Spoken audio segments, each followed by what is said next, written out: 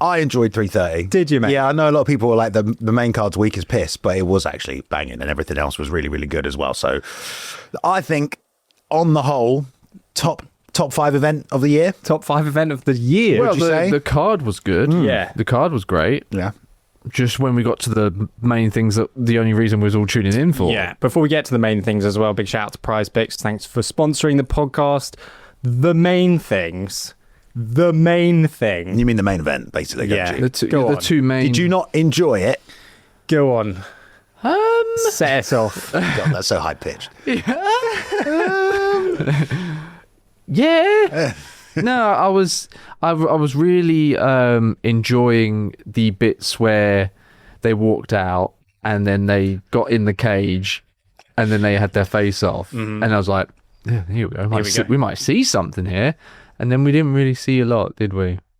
There was like 5 strikes over the whole entire fight or something. Yeah, I was looking up the stats because initially I disagreed with the decision because I was like, you disagreed with the decision only because if you look at the numbers, You thought Ian Garry won? Islam Makhachev did nothing. You shouldn't score just control time.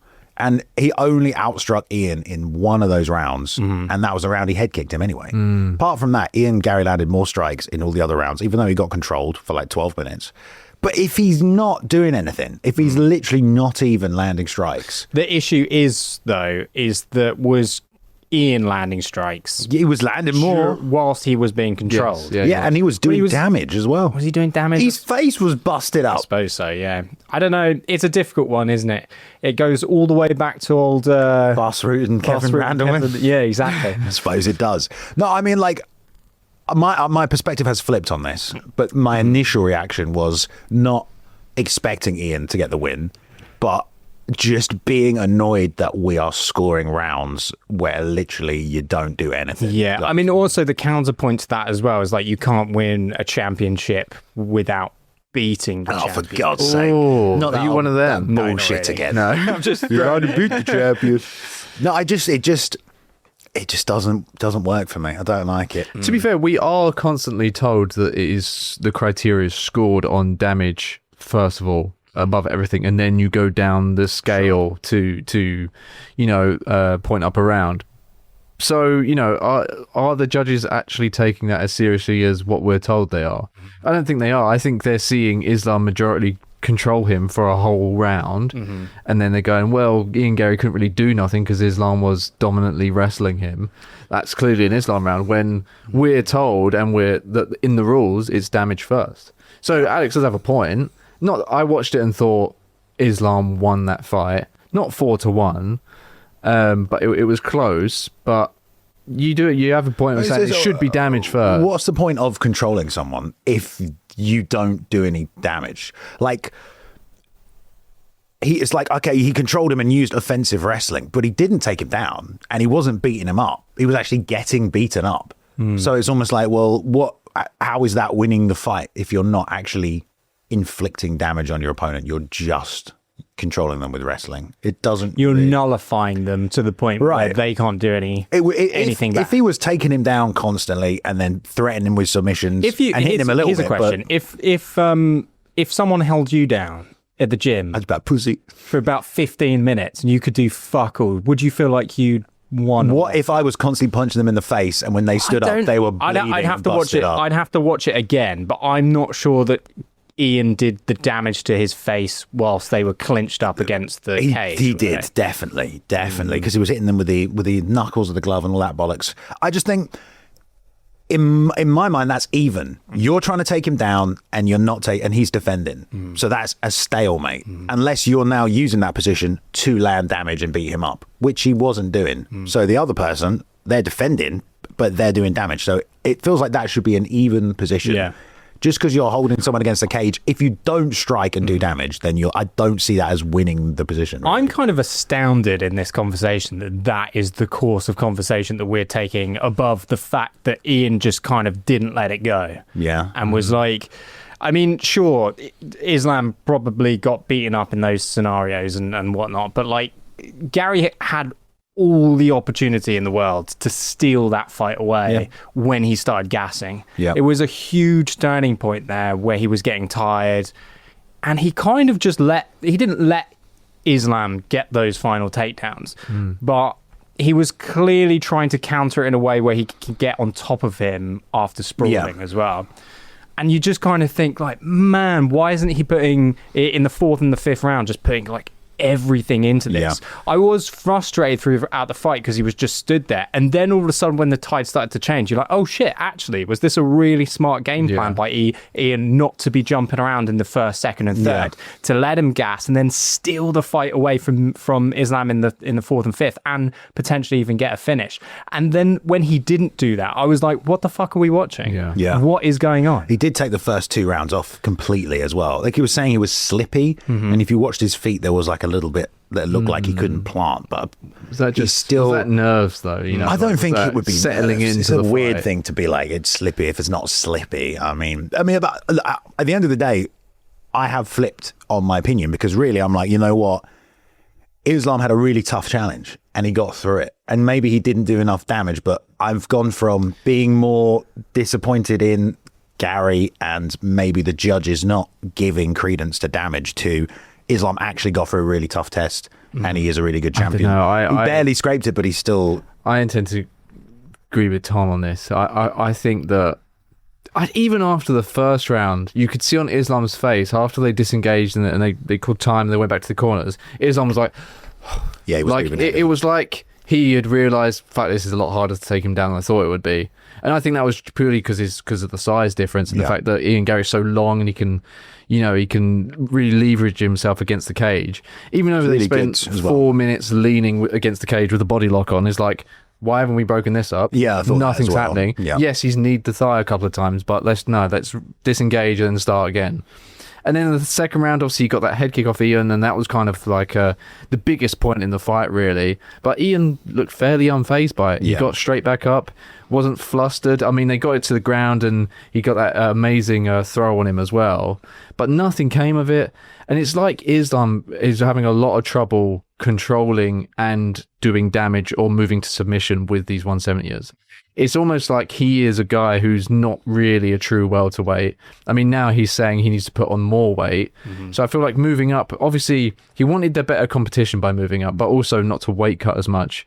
But now he wants to put on more weight, so he's just going to have to weight cut again for 170. Yeah. And then, like you were saying, from that 3rd round, even though Ian had just been head kicked, he looked really fresh. He looked like he was clearly about to take over, and then just kind of didn't. And the body kicks and the head kicks were really working. The game plan of just stand your base and letting Islam try deal with that chest move was completely frying his brain, and he didn't know whether he was kicking high, kicking low. And his jabs and his straights were landing as well, and he just never capitalized. He didn't go out there looking like all this talk about manifestation and prophesized champion and it's my time, I'm the one that gets to prove myself against the best in the world. None of that came out. He fought very safe, like he had 10 rounds. Like he didn't fight like this was everything to him. I feel like by the end of that fight, especially when he got figure forward next to the cage for like 3 minutes, it was like, I'm happy to lose here because he's the best in the world. I'm only 28 and I just didn't go my way this time. That didn't feel like, I know this is cheesy and people are going to, but like Adesanya when he fought Gaslam. Here he goes. No, but we see those moments all the time where it's like, I'm dying for this. Like, there's no way I'm not. And Izzy went out there and dropped Gaslam 4 times in 1 round. The most knockdowns ever in a title fight.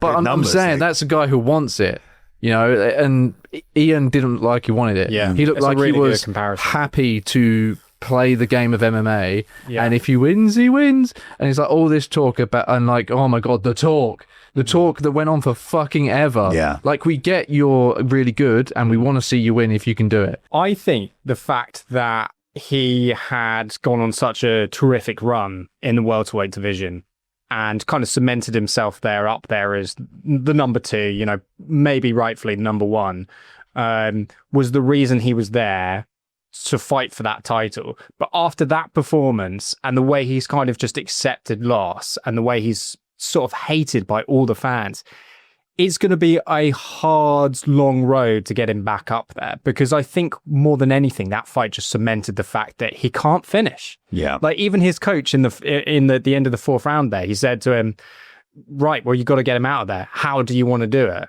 And Ian was just, it's not like you have that fiery moment at the end there where Leon Edwards' coach comes in. He's just like, gives him the speech of the century, Yeah, They just kind of stood around there.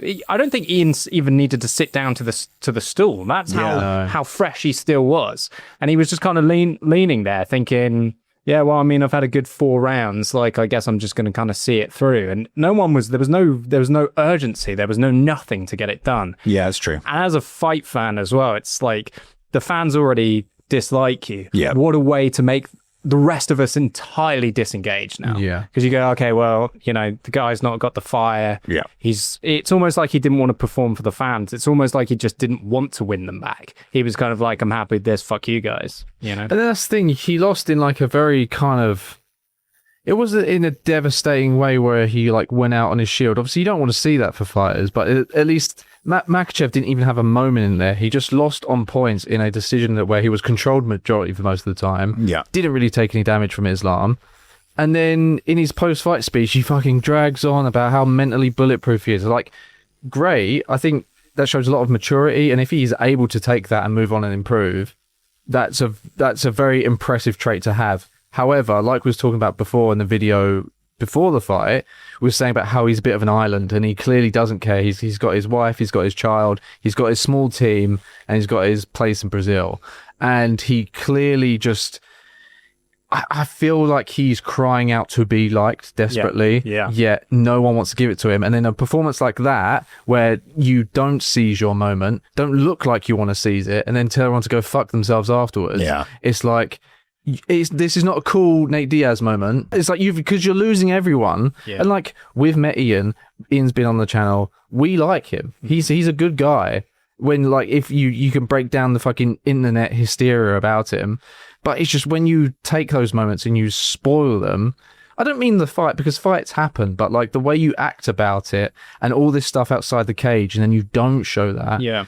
You then have to wonder, well, why is everyone, saying this stuff about me? It's like, well, you kind of brought it on yourself, haven't you? Damn. Yeah. No, you're right. I mean, what else is there to say like, about that? he's I'm so focused on the fight. I'm like, the most significant thing was those body kicks. Islam did fuck all. Like, But he got obliqued a million times. Like, even how if he does he goes fucking out there, get those right? points? Yeah. If he goes out there and he works his way back to another title, how are the UFC ever going to convince their shareholders It's true. to make that title fight? Yeah, I 'Cause, mean, like- when you've got Dana himself in the post-fight presser going, Yeah, you do. what's he doing going out there hugging in the final round? Why aren't we getting that Adesanya moment where he's prepared to die for it? I truly think if you think that you are behind on the scorecards, or you don't feel like you're significantly winning the fight as a challenger in a title fight for your first ever title, and you're a young contender as good as Ian Garry can be, that's when he needed to lay it all on the line and go for, even if you get knocked out or subbed because you were recklessly pursuing for something, I would have had so much more respect for him in that than what he did, which is kind of just let Islam beat. And the whole like looking off into the crowd and stuff didn't help. He was blowing Layla and his son kisses whilst he was being held up disinterested. against the cage. Yeah. And it's just like, what are you doing? Yeah. Forget about it. Yeah. It felt like Blur a it all spar in out. there, didn't it? Yeah, it did, yeah. And I think as a fan as well, it's like, man, what an awful way to cap off like a pretty great night as well. It's you want the main. There's a reason why the best in the world are the main event, because they're best fighters in the world. But when they don't show it, it's so depressing for a fan, isn't it? It makes it you even wait and build to these big main events, and then when they're not performing, you just think, well, fucking hell, don't call it a main event then. It makes it even worse that like Islam did look like he had to kind of struggle to get through it, and like did have to kind of engage in that mode. He's going to struggle against Carter. Going back on it, like you said, he didn't really have. He had the head kick moment, which could have been a bit of a just threw it out there and it caught him. But like other than that, there didn't seem any real danger the whole time, did there? No. And it's just like, The kick kind of whiffed his face as well. Yeah, it was there with wasn't any with the fingers, as yeah, Islam exactly.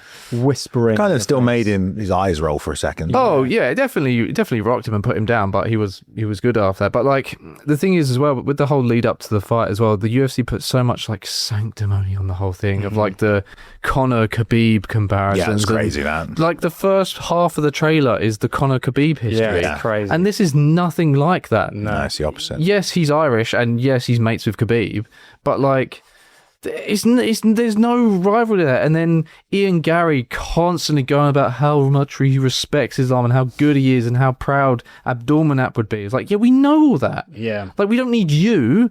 We don't need you to tell us that. Yeah. We know that. Luke's angry today. No, like, but Jesus. it's like a waste of our time, isn't it? When you come out and you give all this like fucking bullshit about this stuff, and it's like, I want to see Ian Gary be cocky and confident and brash and go in there and put it on him. Just embrace the dark side. I don't- like John Jones. It was Yeah, like, exactly. yeah, it was like how John Jones used to try and sabotage himself Yeah. before fights, so he had an excuse. It was like Ian was doing that. He was saying, Yeah. look how good this guy is. This guy's great. Yeah. Everyone should know it. This Sort guy's of the that pound for pound world. manifestation, it was kind of like these backhanded compliments were just, yeah, you're right, we're working as an excuse. So, if I lose, well, It makes it worse that he Well, could I'm have. only 28 guys, and this guy is the pound for pound It champ. makes it worse that he could have actually won though as well, doesn't it? Like he could have. He could have seized It it. looked like he was right there. Fucking grit your teeth, grit down on your fucking gum shield, go in and fucking take some shots and put him out. Risk getting punched in the Yeah, face, risk getting hit in those scary, nasty positions because this is your legacy and this is your life. Then otherwise, what are you in it? Should be a mental coach. You're fucking good. Big shout out to Prize Picks, lads, for sponsoring this one.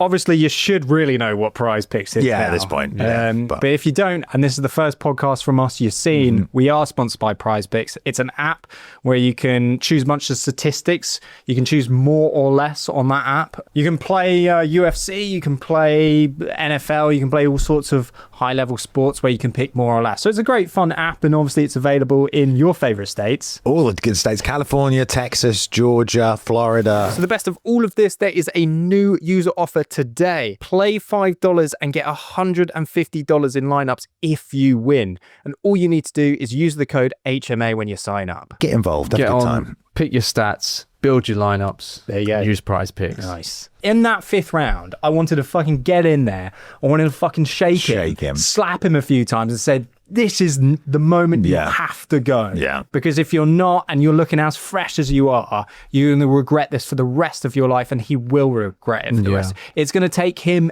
ages to get back up Yeah, there if he doesn't get another title shot, he may never how is he not. going to get back up there? He's going to... He has to beat a few guys just to beat the next He top has to, contender. they're just going to stall him out like any other guy, going back. There's two guys already that people want to see in there. Shavkat as well. And when he comes Shavkat back. when he returns. So that's the thing, because he is like this island character. I mean, Ireland, not Ireland. Island boy. Island boy. And he's like, he's this mentally bulletproof guy. It's like he doesn't have the chip on the shoulder of like, I'm going to make, even though he said, I'm going to make all you guys like me or say how great I am in the end. Yeah. It's like he doesn't need He's that. struggling now. So he doesn't have the motivation to prove people wrong. It was like, well, I know I've tried. But like you in were the just, same way, maybe he doesn't need the title because he's like, I'm already happy. No, but like you were saying, I don't think he even needs to go life and death with Islam to win. I think he just needed to do a little bit more. Yeah. Yeah. Like, if he went, maybe he would have had better results if he would have gone all after. But like, he should not have been as fresh as he was at the end of the fifth round. And you see him walking backstage like he's just been training for the day. Yeah. There was nothing on him to suggest Islam that he was looked just in a fight. Yeah. destroyed, and it wasn't even that high action of a fight. It was there to be won, that fight. Yeah. Yeah, definitely. Especially after the third round, moving into that fourth and fifth. It was there to be taken. That's what Dana said. He was like, he was set up to win tonight, basically, and he didn't. And he just did not pull the trigger. Maybe it is killer instinct, though. Maybe he just does not have it. I don't know, because when he hurts people in the fights, he's finished people, he just attacks them like non-stop. He's like pretty vicious. He just like throws combinations. Okay, but maybe it was the end of the Prates fight that made him think, oh, maybe I'm not invincible.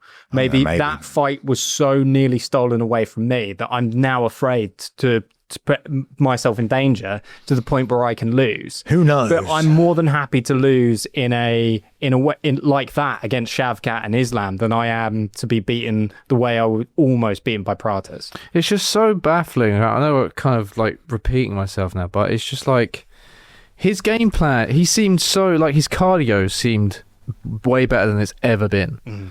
His game plan was solid. His ground defense, his jiu-jitsu was clearly better after training with Damon Maia for the past couple camps. And he was able to reverse Islam on the ground. He was able to get up.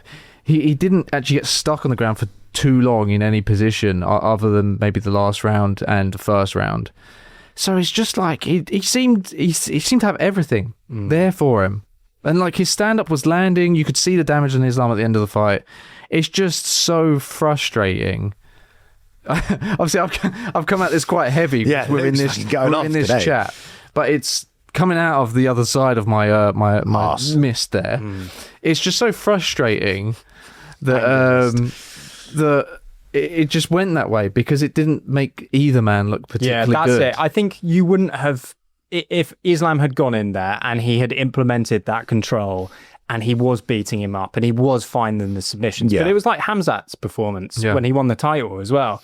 You go, this guy has everything they need to get in there, find those positions, and then go for those finishes as well. But there's no urgency to do that.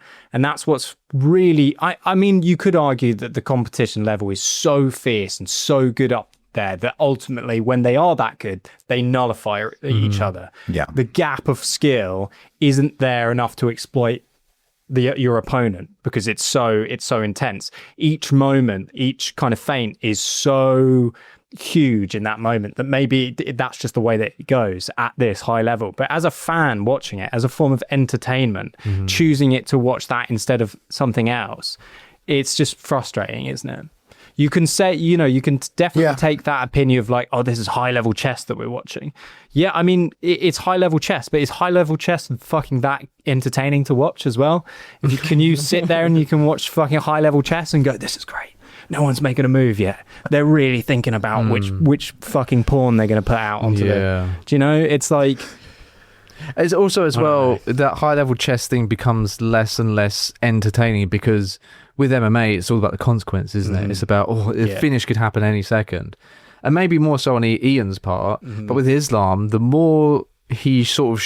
I know he's getting older and he's up a weight class, so inherently taking on bigger guys is impressive, but the less effective he becomes. He was a finisher at lightweight. His last 4 fights, he was KOing or subbing you.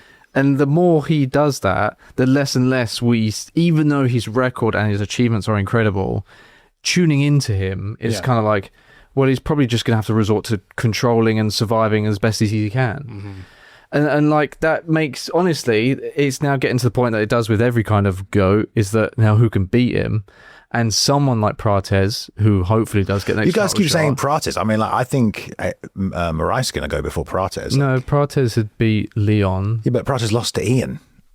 So yeah, but he's not fighting Ian, is he? Yeah. No, but I mean, Moraes hasn't lost yet. So. And Prates, who did Prates just knocked out JDM, who was number one? Yeah, that's fair enough. Whereas Morales is only for... Morales, I keep saying Moraes. Yeah, Morales is only for Sean Brady, who was number 5 or number 6. Yeah. So there is... He lost. No, but it feels like a clear line of who's next. Yeah. But either way, I don't know how good Prates' ground game is or whether he'll be able to stop takedowns. I'm sure he's probably just been working on that for the past year. I think he'll just get taken down. However, point being, I think Prates will go for it. And that's the difference. I mean, he's dangerous till the end. Yeah, every fight he's won, he's knocked the guy out.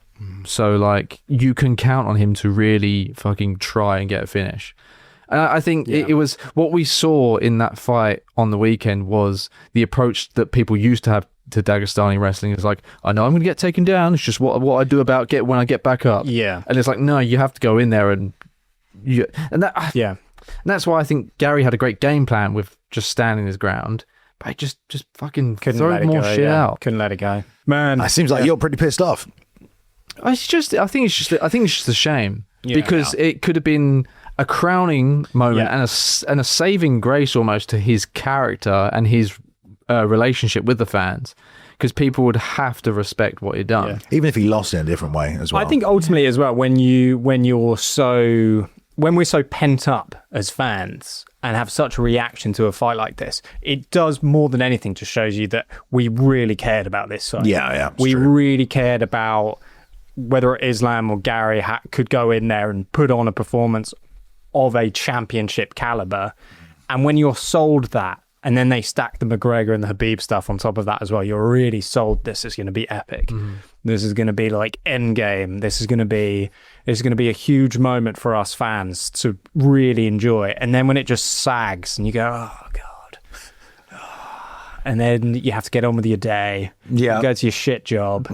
And then... but at least you had fucking Gary Islam on the weekend. It's true. We didn't even get that. Yeah, if you compare it as well to what Anderson Silva was like at the time in terms of what he was doing to guys. And Anderson rightly got booed against people like Damian Maia for just coasting.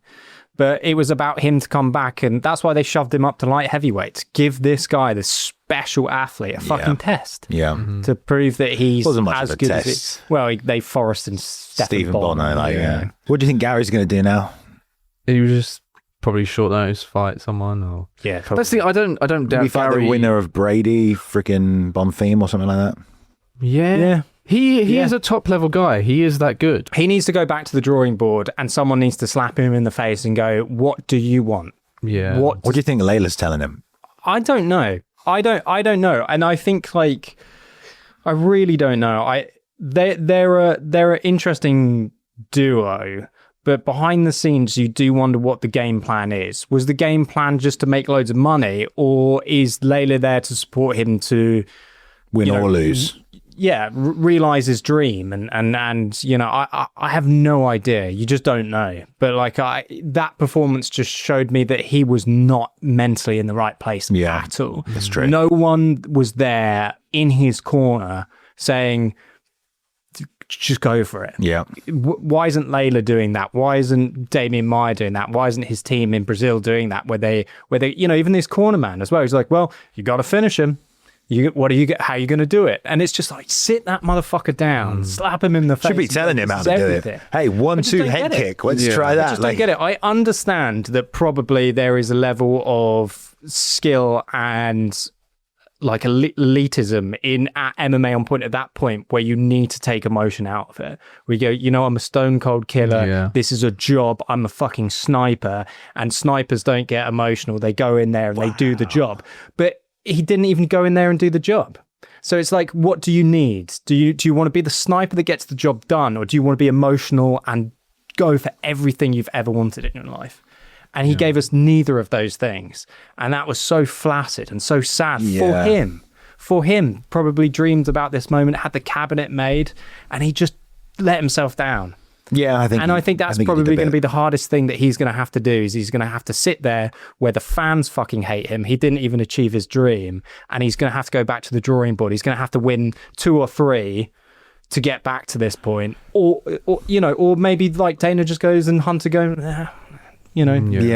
so how many people get that opportunity? Like, had Bilal not beaten Leon Edwards, he would have never got back to a title shot, because they would have said, bro, we gave you your one because you were on the win streak. That's all you're going to get. Yeah, definitely. There's been loads of fighters like that through the years that never got back. Like, how many times did GSP have rematches? He didn't, like Jake Shields or like Pitbull, Condit. Yeah. Like, they only got one chance. So I know Ian thinks he's going to get back to that title shot, and he probably will, but it's not even about that. Even if he does win the title, it's like, will he be able to look back and be like, man, I could have beaten the pound for pound number 1 guy. Definitely. And he might never get that chance to do that again. Yeah. And no matter what he does, even if he wins the title or defends it, he may never reach pound for pound number 1, and he'll never be able to say that he beat that guy and he was really close to. He also kept saying a decade of domination, yet he just lost. Yeah. I don't really. But again, he didn't see the Shavkat fight as a loss. No. And I don't think he'll see the Islam fight as a loss as well. They're just kind of. You win and you learn. You win and you learn, yeah. Do you think he's too comfortable? Another great Irishman said that. Huh? Do you think he's too comfortable? Do you think his life is too good? I think he just shit the bed.